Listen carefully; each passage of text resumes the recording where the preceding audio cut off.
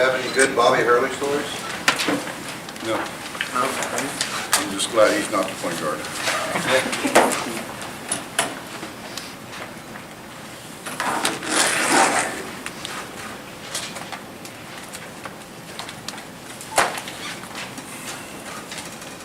You guys said you wanted somewhere geographically convenient. Are you fairly pleased with the location? Who said that? Well, Everhard had told me that he Oh, wants he somewhere did? close. Yeah. That's why you shouldn't talk to Ron. No, I think it's great for our fans.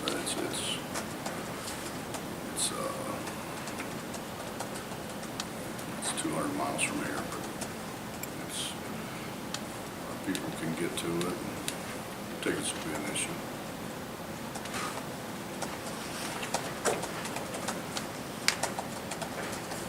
What's the mind state of this team right now? They were really good today. We practiced today. They were really good. Enthusiastic. I thought they had a lot of bounce back in their step. They were really good. Best we've got from them. Bob, I know you've got video on every team in the country. Have you watched any, have you even paid attention to Buffalo? Not really. I watched a little bit. Akron was on the other night, and I watched just a little bit of it, but I was kind of just, wasn't paying attention, kind of watching just how Akron was. Do you have any notion of their style or? No, I don't. Mess gave me this.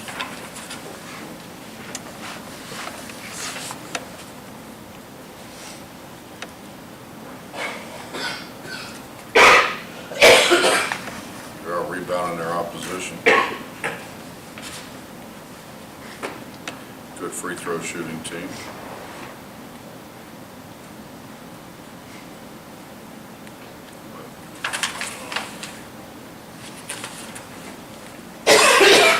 Is there a certain style of play you guys consider favorable, preferable?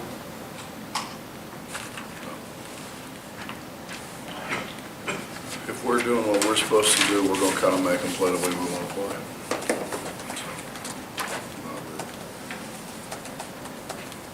Do you want Yes, to, when we started this, digging up information on teams wasn't always the easiest thing back in the day, and now there's everything you need, right? I'll tell you something amazing. My assistant that did really all the scouting was a guy named John Lawyer, who was the head coach of the Pistons last year. John played for me. And the first time we got in at Cincinnati, we're at my house, and I'm like, J-Dubs, we got to find some tape. He said, Huggins, I got it. He goes out to the car, and he had, we broke down film then. I saw this thing, I thought it was really neat. It was a two-deck VCR thing. You could tape games and stuff, and I got it with my BP credit card. And so I ordered that off my BP credit card, and so John had that, and he went out, opened up his trunk, and he had sit down and figured out who he thought we were going to play.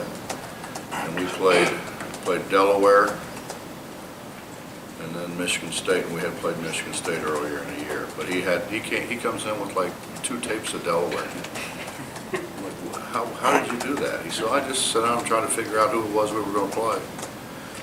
So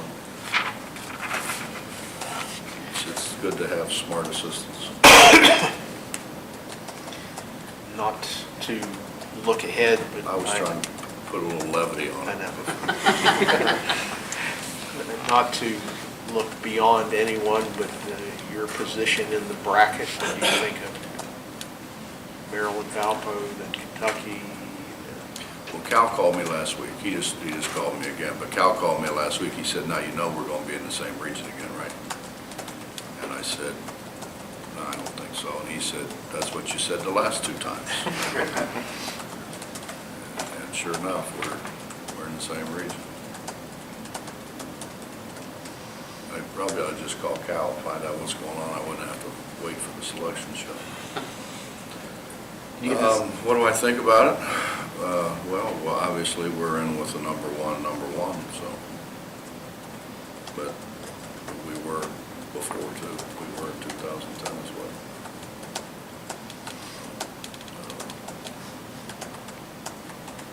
Does this team remind you of any previous teams? Or what have your previous tournament teams that remind you of? No, not really. These guys have really been pretty resilient. I mean, when you think about all the things that have happened, generally,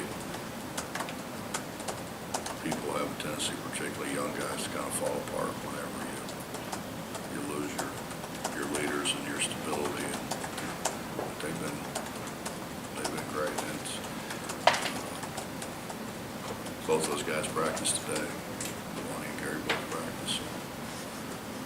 I thought Wani was real good. How's the rest of the team been responding to having Wani and Gary back out there today? It's just been one day. Didn't ask them. We finished and went up and got something to eat and started watching the show, so. Somewhat interestingly, you have a matchup of two coaches who, sons of high school legendary coaches. His dad won 26 state championships in New Jersey. I mean, what does it do to be a son of a coach? Spent a lot of time in the gym.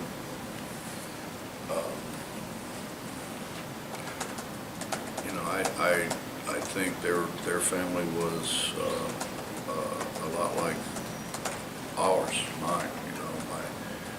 You grow up in a gym. My dad started the first overnight basketball camp in the state of Ohio. So, we pretty much had it year round. I was always around. My dad obviously is a legend in Ohio high school basketball, and he used to get Ed McCluskey, and so who had won 7 state championships in Pennsylvania and is a legend in Western PA. And so those campers that they'd go from my dad's station to Coach McCluskey's station to my station. And here I was, when we first started, I was still in high school. And I'm like thinking, what do these guys think? What makes a son of a coach a different kind of basketball coach? You think that you would think differently maybe than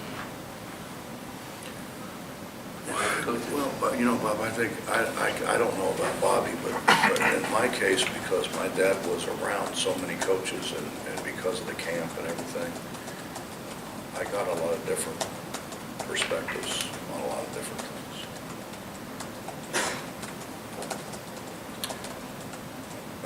I went to Jim McDonald. I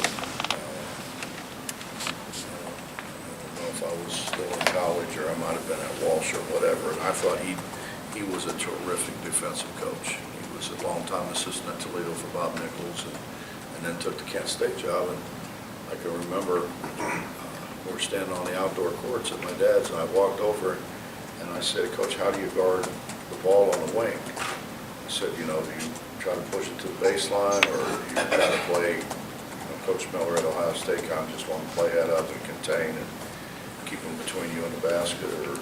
And he said, well, I don't know, I feel really uncomfortable about that.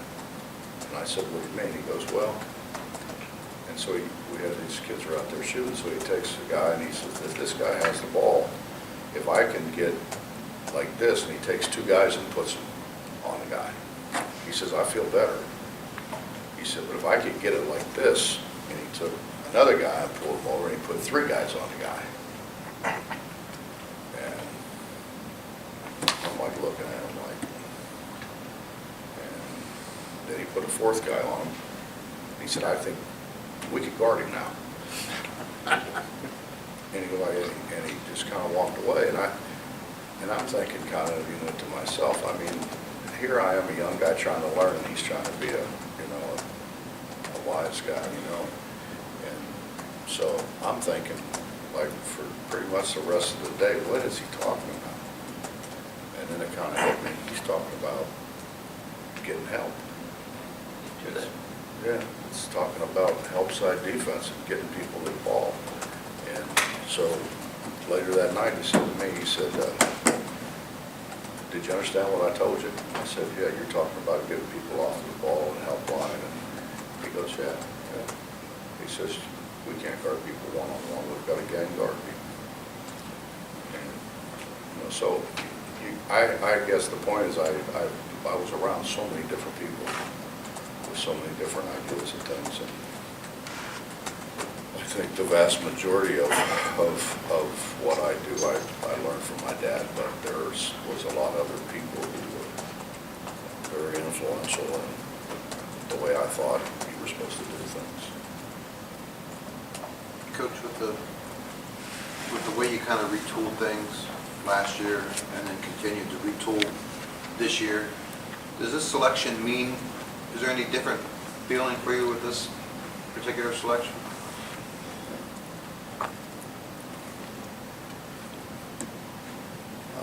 Honestly, no. Right.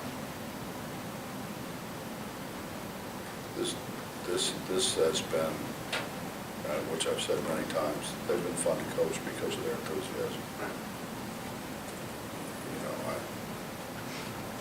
I went and watched a guy play who's going to get recruited by a bunch of people, and all these people are saying, are you going to recruit him? And I just said, no, I don't think so. Actually, what I wanted to say was, no, I'd probably blow my brains out if I had to watch him every day because he had zero enthusiasm. You know, and I'm just, it's so much more fun, I think, for everybody involved to go in when guys are, they're enthusiastic about being there. And our two freshmen are great. John Huggins got great enthusiasm. We've got great leadership from Gary and Lonnie. And, you know, it's just, that's refreshing.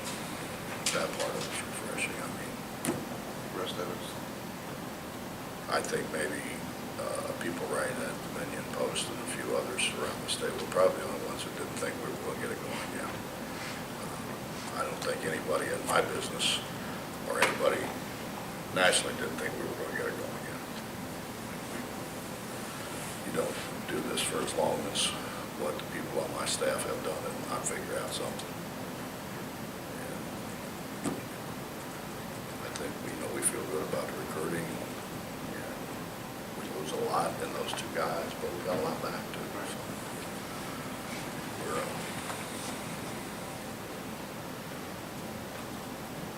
I don't want to say that you can kind of get used to it, but the honest to God's truth is it's expected that we are where we are or better. So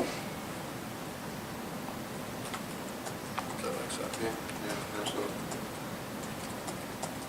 Anything else? Bob, the postseason's all, I guess basketball's all matchups, but there's a certain team you guys can trouble with your pressure if they don't have ball handlers. But conversely, have you figured out if there's lineups or personnel or styles that are maybe better counters against you or maybe more successful through the course of the season? No, I think you said it. I mean, any kind of pressure, the more ball handlers and as importantly or more importantly passers that you have, the better their chances of attacking. But have I looked at who those people are? I was trying to,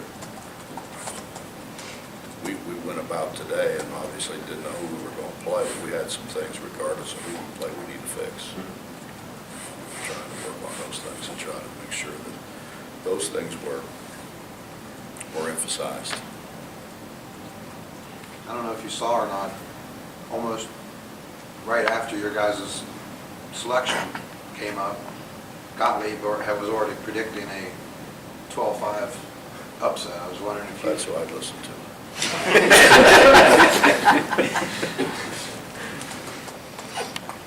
How do you foresee these young guys handling the tournament atmosphere? They'll be fine.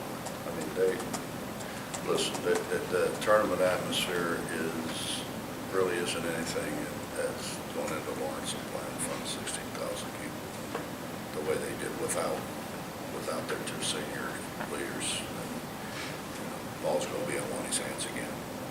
So that takes less responsibility away from those guys. takes the responsibility away from them to a large degree, so. I believe